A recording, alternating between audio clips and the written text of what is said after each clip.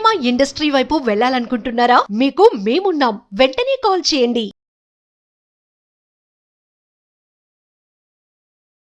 Hello Ram గారు. Hi నారాజు. కొంతమంది దగ్గర మనం సహాయం కోరుకుంటాం, అంటే కొంతమందితోటి కలివిడిగా వెళ్ళిపోతూ ఉంటాము. కొంతమంది దగ్గర ఏంటంటే ఇంకా సహాయం కోరుకోవాల్సినటువంటి పరిస్థితి వచ్చేస్తుంది. వీళ్ళ దగ్గర సహాయం తీసుకుంటే ఏమనుకుంటారో, తీసుకోకపోతే మళ్ళీ మనకు ఉండేటువంటి అవసరం ఏదైతే ఉందో అది తీరకుండా పోయేలా ఉంది. బట్ అవసరం కావాలి, ఇంట్రెస్ట్ ఉండదు, అంటే మనస్ఫూర్తిగా అయితే అనిపించదు. కానీ ఇంక అవసరం, జర్నీ చేయాలి కాబట్టి, తప్పదు కాబట్టి అడగాలి. వాళ్ళు అంటే మనలాగా కూడా ఆలోచించకుండా, వీడికి నేను చేసేస్తున్నానే అనేటువంటి ఆలోచన కూడా రాకుండా ఉండేలాగా సహకరించాలి అని అంటే, వాళ్ళ షూస్లో నుంచి కూడా మనం ఆలోచించి, వాళ్ళ పాయింట్ని కూడా మనం అర్థం చేసుకొని, మన పాయింట్ని కూడా బేరీ చేసుకొని, అవతల వాళ్ళ దగ్గర నుంచి కూడా పని చేయించుకోవాలి అని అంటే ఎలా? కొన్నిసార్లు వాళ్ళు మనకు నచ్చరు, కానీ వాళ్ళ చేత మనం పని చేయించుకోవాలి.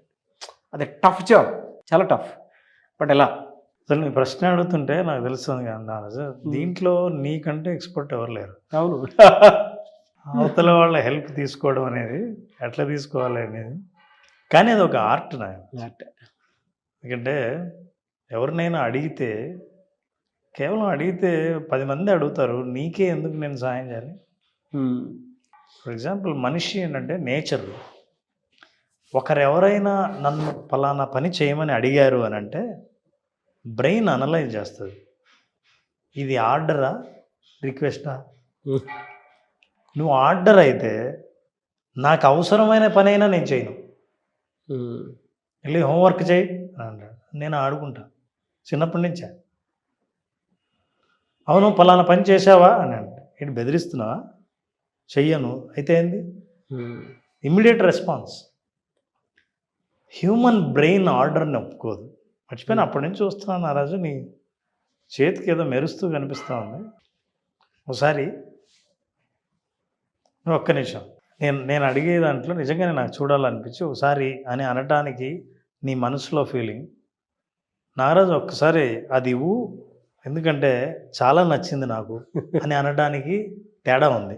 అవును, ఈ తేడా ఏంటో మనం మాట్లాడదాం. ఎక్కడ తేడా ఉంది? ఎలా కొట్టారు సార్?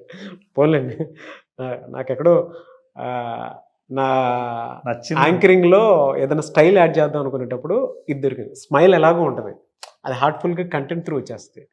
ఏదో ఒక క్వాలిటీని యాడ్ చేయాలి, కొంచెం కొత్తగా యాడ్ చేయాలనుకున్నప్పుడు ఇది యాడ్ చేశాను. వండర్ఫుల్. అది గుర్తించాను. అది మీరు గుర్తించారు, నాకు అది ఇంకా హ్యాపీగా ఉంది. నా స్మైల్ని ఆడియన్స్ గుర్తిస్తే దీన్ని మీరు గుర్తించారు, ఇది ఇంకా పర్మనెంట్ కాబట్టి ఓకే. అంటే ఇంత ముందు అయితే ఊరికే చూడడానికి ఇచ్చేవాడివి, ఇప్పుడైతే పర్లేదు ఉంచుకోండి అని ఎంతగా నేను అడిగాను, గుర్తించారేమో అనిపిస్తుంది.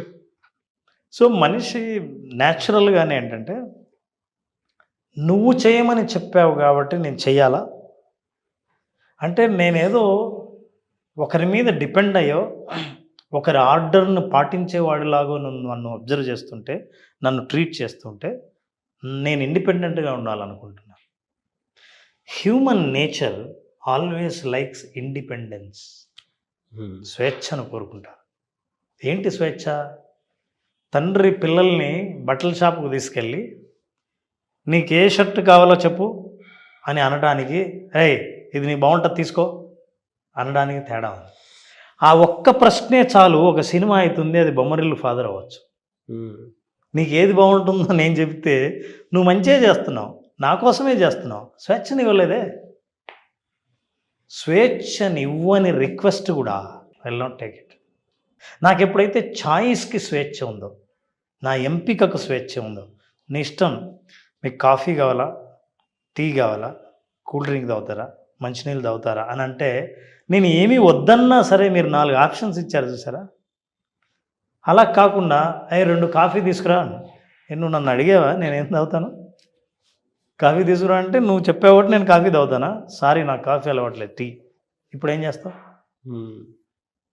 సో ఒక మనిషి ఎవరైనా సరే సహాయం అడిగేటప్పుడు మీరు అడుగుతున్నారా, డిమాండ్ చేస్తున్నారా అని మనిషికి అనిపించకుండా, లేదు రిక్వెస్ట్ చేస్తున్నారు, విన్నవించుకుంటున్నారు అని అన్నప్పుడు మనిషి బ్రెయిన్ పాజిటివ్గా స్పందిస్తుంది. అది బ్రెయిన్కి వచ్చే రివార్డ్. నారాజు రివార్డ్ అంటే ఏంటంటే బ్రెయిన్కి ఏదైతే ఇష్టమైంది వింటారో అది రివార్డ్. ఇష్టమైంది విన్నప్పుడు మీకు ఇష్టమైంది చేయడానికి సిద్ధంగా ఉంటారు. హార్వర్డ్ యూనివర్సిటీలో ఒక సోషల్ సైకాలజిస్ట్ ఎక్స్పెరిమెంట్ చేసి ఆయన ఒక అద్భుతమైన కాన్సెప్ట్తో వచ్చాడు. That is power of because. ఆయన ఒక టెక్నిక్ ఇంట్రడ్యూస్ చేశాడు. ఈ టెక్నిక్ తర్వాత అద్భుతమైన ఫలితాలు వచ్చాయి. ఒక కాఫీ షాప్లో, ఒక ఆఫీస్లో, ఒక ఇంట్లో, కలీగ్స్ మధ్య, టీమ్ మెంబర్స్ మధ్య, ఎక్కడైనా సరే వీళ్ళు మాట్లాడుతున్నప్పుడు ఈ టెక్నిక్ను ఉపయోగించుకున్న వాళ్ళు అవతల వాళ్ళ సహాయాన్ని చాలా ఈజీగా పొందగలిగారు. The technique is R+R technique. ఈ R+R టెక్నిక్ని ఎవరైతే ఉపయోగించారో అంటే సార్ R+R అనేది రీజన్ ప్లస్ రిక్వెస్ట్. నువ్వు ఎప్పుడైనా సరే ఎవరినైనా రిక్వెస్ట్ చేస్తే రీజన్ చెప్పి రిక్వెస్ట్ చేస్తే, ఏమైనా కొంచెం మీ బండి ఇస్తారా అంటే, సారీ అండి నాకు పని ఉంది. సార్ మీ బండి ఇస్తారా, అర్జెంట్ మా వాడు స్టేషన్కి వెళ్ళాలి, డ్రాప్ చేయాలి.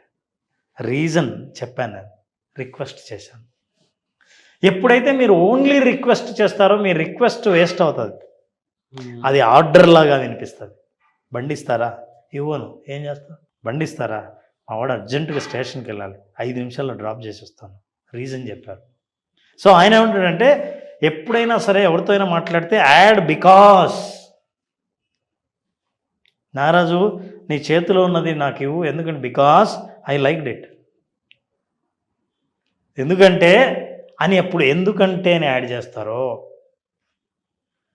కస్టమర్ బయట వెయిట్ చేస్తున్నాడు, వెయిట్ చేయండి 5 నిమిషాల్లో వస్తాను, మండుతుంది కస్టమర్కి, ఎందుకు వెయిట్ చేయాలి, టైం చెప్పావు కదా, కానీ రీజన్ చెప్పండి, because please wait, because I'm having my lunch, I will come after lunch.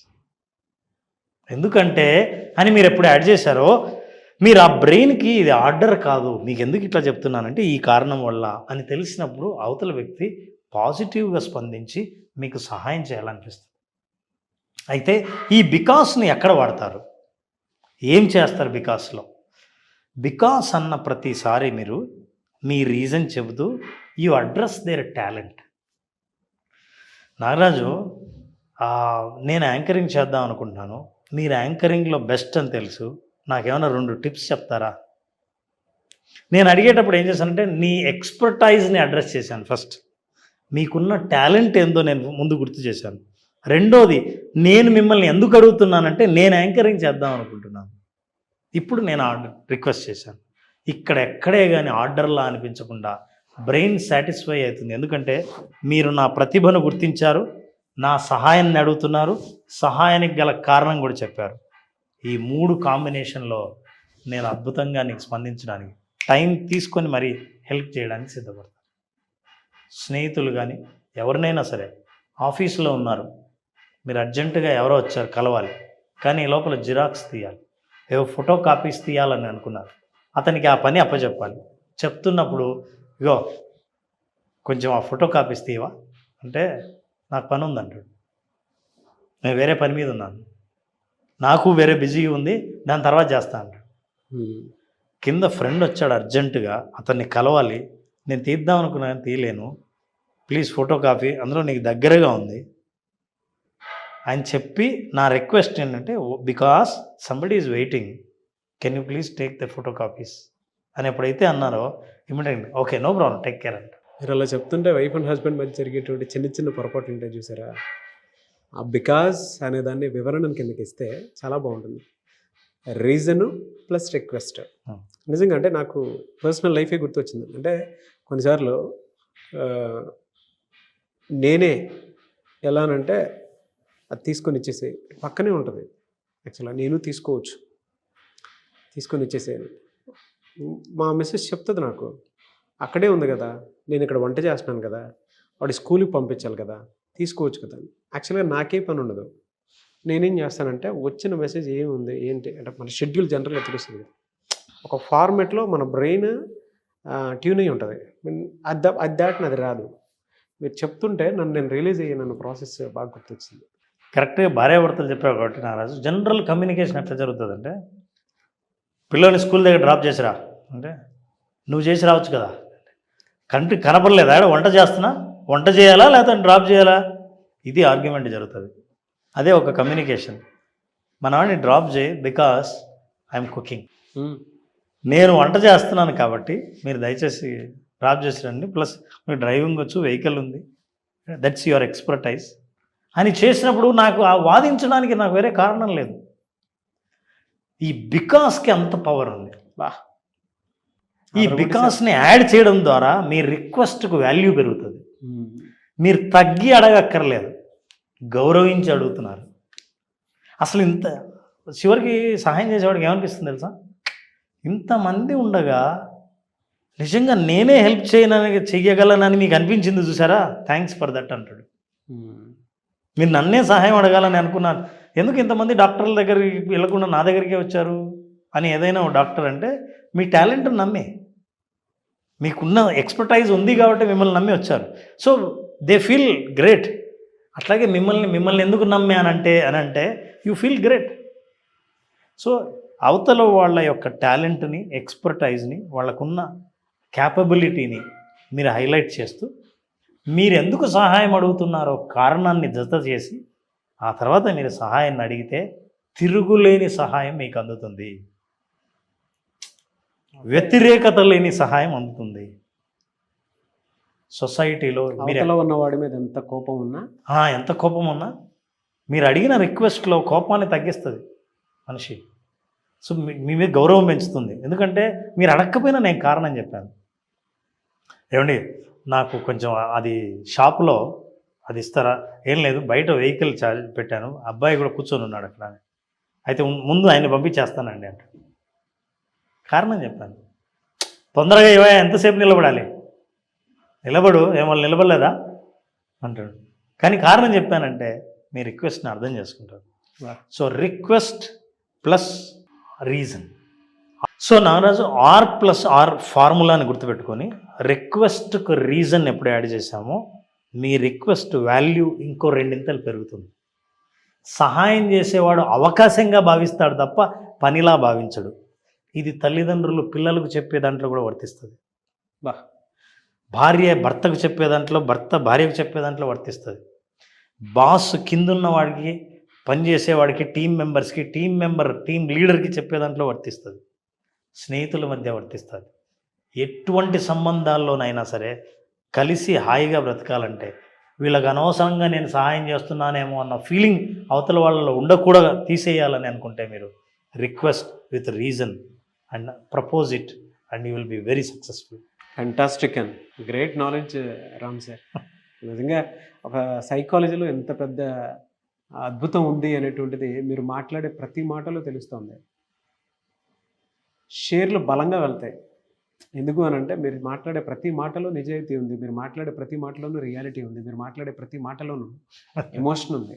అనుభవంతో చెప్పేవి. Yes yes. ఎవరైనా అపాయింట్మెంట్ తీసుకోవాలనుకుంటే కూడా సఫర్ అయ్యేటువంటి వాళ్ళు 2-3 ఒక వీడియో చూసిన తర్వాత ఆటోమేటిక్గా 2 వీడియో 3 వీడియోకి వెళ్ళిపోతారు. Great knowledge and anyways thank you so much Ram garu. Thank you so much. మళ్ళీ క్లాస్ ఎప్పుడైనా అవకాశం ఉంటుంది, ఎందుకంటే విజువలైజేషన్ అది ఎక్స్పీరియన్స్ చేయడానికి మీరు పెట్టింది కంప్లీట్ ప్రాక్టీస్.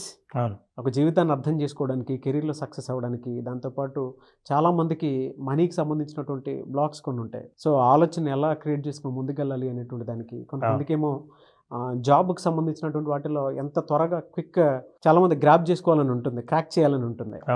దానికోసమైనా సరే సో విజువలైజేషన్ ప్రాక్టీస్ అనేది మళ్ళీ ఎప్పుడు ఉండే అవకాశం ఉంటుంది. అలాగే విజువలైజేషన్ ప్రాక్టీస్కి చాలా మంచి స్పందన వస్తుంది. ఎందుకంటే నేరుగా ఎదురుగా వాళ్ళ చేత ప్రాక్టీస్ చేయించే అవకాశం నాకు కూడా వచ్చింది. ఇది సెప్టెంబర్ 14వ తేదీన బ్యాచ్ స్టార్ట్ చేస్తున్నాం. September 14th.